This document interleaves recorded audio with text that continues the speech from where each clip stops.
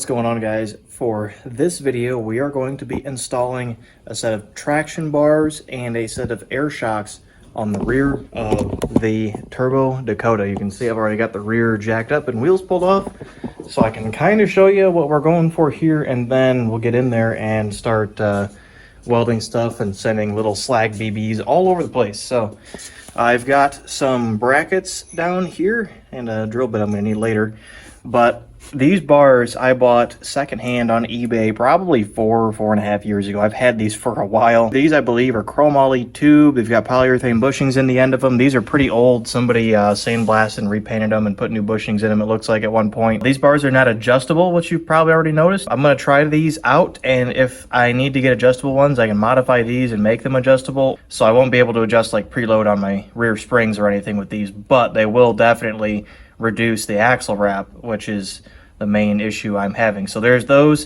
And then I went on eBay and ordered these brackets here. If you go online and just look up 4-link bracket for 3-inch axle, you get a bunch of these. Those right there will be for the axle. This is going to be the part right here that actually hangs down that the traction bar is attached to. And that eyelet I'm not going to use, but I'm going to leave that there because it's more material. It'll help stiffen up the brackets. Maybe I could use it for something else in the future. It's not going to hurt anything by being there.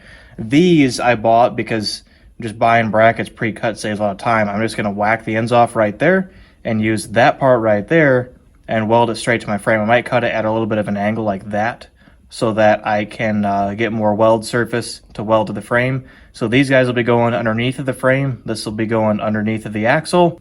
And they're going to sit about right here. You can see it just slides right on. And you can kind of see that's about where it's going to be. I've got these 3 nuts and this one washer here put together.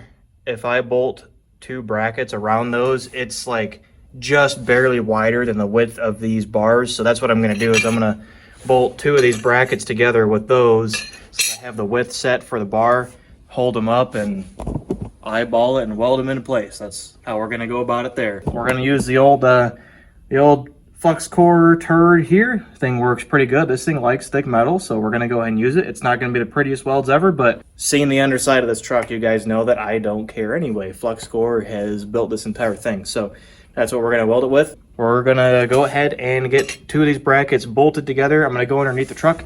We'll clean the axle up a little bit, and then we'll get to burning these guys in, and then we'll just go on from there, I guess. All right, I've got one side welded up and threw some black paint on it real quick. And there you go. So this is the front part that I'm not using. And we come down here, I aimed kind of for the center of where the U-bolt is. Got it pretty close, so now I just have to match the other side once I get it welded up to this side. Yeah, looking pretty good. I mean, my welds look comparable to that, so good enough. We will get the other side done here and then begin moving to what's hopefully the easy part, which is the frame. Those brackets, where's the other one? Right there, are all done, and here's one of the front brackets. So these guys are welded on both sides. I just threw some paint on it, letting this one dry, and then I'm gonna do the one for over there. So all I did for these was I cut these brackets. I'll show you the other cut ones over there later, but I cut these brackets off of the big U that you guys saw, and that's what we got there. So I just bolted up the bar to the back here, lifted everything up, and just welded them where they wanted to sit. Other 2. So I literally ran a bolt through these and just had them all bolted together like that, and I just ran a grinder through all 4 at once, so they were all exactly the same size. And that's it. So I'm gonna go finish welding up this side, get it welded on, and get some paint on it, and then I'm probably gonna take a break for a bit, go and grab maybe something to eat while I let the paint dry a little bit before I go put the bars in. Then we'll get the bars on and we'll be able to show you what it looks like with traction bars on this truck for the first time ever, after I've had these things sitting around for 3 or 4 years and haven't had a chance to get them done. So traction bars finally. All right, we have everything done, and here is what we are looking like. that looks pretty darn good right there. Got brackets on both sides. You can see that side on. Everything is painted. These are bolted in. I jacked the rear end up and put the jack stands under the axle before I tighten these bushings up good. And when the wheels are on this thing and it's sitting on the ground, you're going to be able to see those bars through there. That's going to look so good. And hopefully, with this done, I don't have any more axle wrap issues.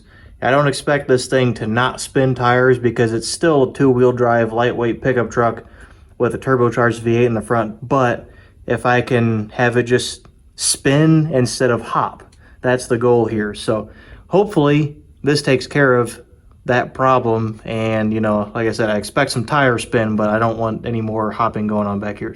So next thing I'm going to do here is pull these rear shocks off. And I've got some Monroe air shocks over there. This kit I ordered, because this is the kit that comes with it here, AK-18. It was like AK-60 something or whatever. This kit comes with 2 Schrader valves, so you can run each shock individually and air them up independently, which will allow me to level the truck. So the truck has a slight lean to the right in the rear, so this side here is lower than that side. And originally I was going to order a new set of leaf springs, but what I was thinking is if I get the air shocks and I can air them up independently, I can level the rear of the truck by running a little bit more pressure on the right side than the left side. But not only that, if you guys have been around some old school drag cars, I know this is really common on Fox bodies. A lot of those guys will either run an air shock where the old quad shock used to be, or they'll run like an airbag inside of the right rear coil spring, because when you launch a rear-wheel drive car with straight axle, the right rear comes up and the left rear drops.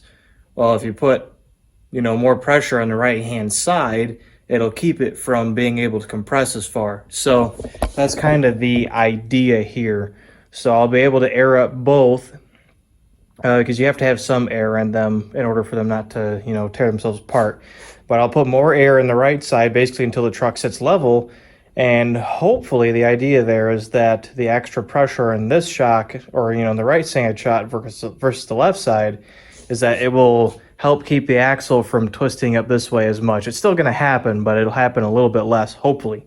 That's the idea here, at least. So I'll try it, and if it makes the truck drive funny or something, I'll just wire them or, you know, run them in parallel, and I'll replace my springs, and, you know, we'll do it the correct way. But I'm hoping that I can take advantage of that sagging spring, and I'll be able to have a normal level ride height, but have more pressure in one shock than the other. That's kind of what I'm going for. So I'm going to go ahead and get these put in. By the way, these air shocks are not for a Dodge Dakota. They are for a 1982 Chevy Monte Carlo. So if you have a lowered Dodge Dakota, like in my case, my truck is lowered 4 inches in the rear, G-body shocks are the perfect length for a 4 to 6 inch drop in the rear of a Dodge Dakota. Same with the front. If you're dropped a couple inches in the front with springs, G-body shocks are the perfect, you know, length and travel distance for a lowered truck in the front. If you're running drop spindles, you can run stock size shocks, of course, but I've got 4-cylinder springs under the weight of a V8, so I, you know, have to run a little bit different of a shock. So it also opens your options up for aftermarket parts up a lot more.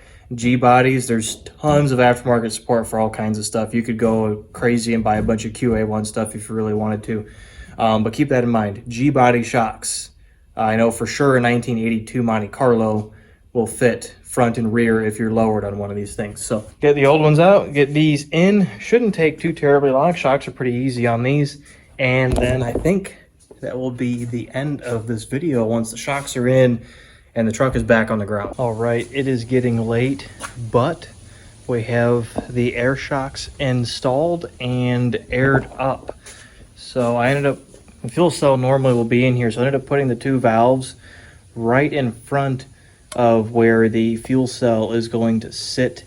So that will, you know, hopefully will be the least likely spot for something to catch them.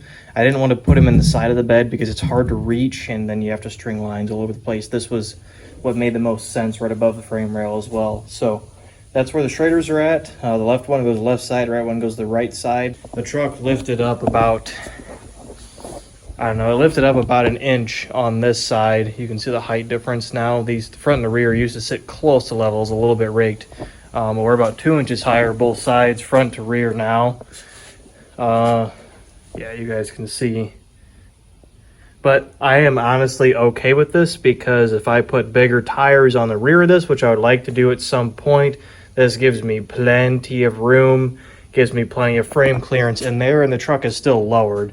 Probably a good 4 inches still. There is traction bars hanging out right there and right there. And then if we get all the way down here, there's air shock 1 and air shock number 2. And one of the lines is right there for that one. I faced the ports forward, which will hopefully protect them from getting broken off by stuff if anything comes flying up under the truck. But there's that line runs over. This one's also flipped. They both run down the frame rail there, and then they just got them zip tied to the wiring harness down there, and then they just come up right here, and I can adjust them as needed.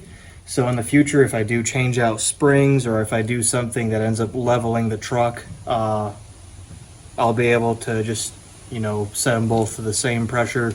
They have to have a minimum of 20 psi in them. I put 25 in the left one just to give myself some room. I'll come out and check them tomorrow, see if they leak down at all overnight. Hopefully not, because, you know, that's the idea, is that they don't leak. But we will see how well it holds air pressure there.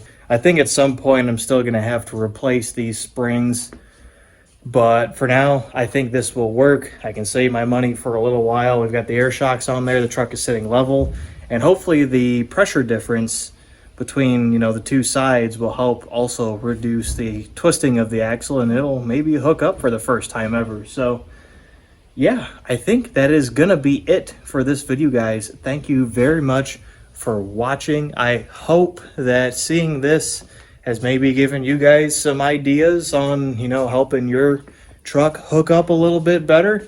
This isn't perfect. There's been no testing on this yet. There's a chance I may end up having to put adjustable length arms on here to really dial this setup in, because a lot of traction bar setups like Caltrax, you preload the springs by adjusting them. That's kind of how they work. So if I wanted to really optimize the setup, I might have to get adjustable arms, but this might work good enough just the way it is. Just having those bars there will do a lot for reducing the axle wrap. So yeah, that's going to be it for this video. Thank you guys very much for watching, and I'll see you later.